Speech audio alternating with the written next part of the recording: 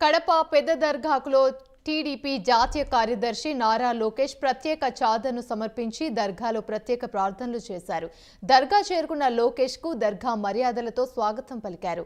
ఈ నెల 27 నుంచి ఏపీలో యువగలం పాదయాత్రకు సిద్ధమైన నారా లోకేష్ హైదరాబాద్లోని ఎన్టీఆర్ ఘాట్ వద్ద ఆయన నివాళులర్పించారు. తెలంగాణ టీడీపీ అధ్యక్షులు కాసాని జ్ఞానేశ్వర్, సీనియర్ నేత కుమ్మంపాటి రామ్మోహన్ రావు తదితరులతో కలిసి అక్కడికి చేరుకొని తాత ఎన్టీఆర్ కు పుష్పాంజలిని ఘటించారు.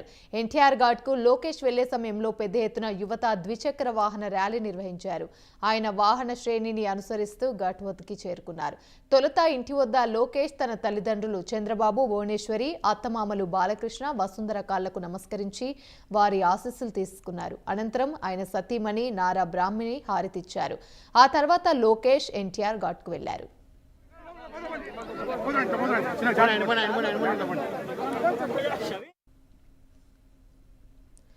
ఈ నెల 27న చిత్తూరు జిల్లా కుప్పం నుంచి యువగలం ప్రారంభం కానుంది. పట్టణంలోని పరదరాజస్వామి ఆలయంలోని ప్రత్యేక పూజలు నిర్వహించిన అనంతరం లోకేష్ తన పాదయాత్రను ప్రారంభించనున్నారు. కుప్పం నుంచి శ్రీకాకుళం జిల్లా ఇచ్చాపురం వరకు ఇది కొనసాగనుంది.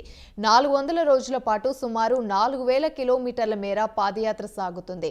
ప్రతి నియోజకవర్గాన్ని కవర్ చేస్తూ ఒక్కో నియోజకవర్గంలో కనీసం 4 రోజుల పాటు సాగేలా ఈ యాత్రకు రూపకల్పన చేశారు.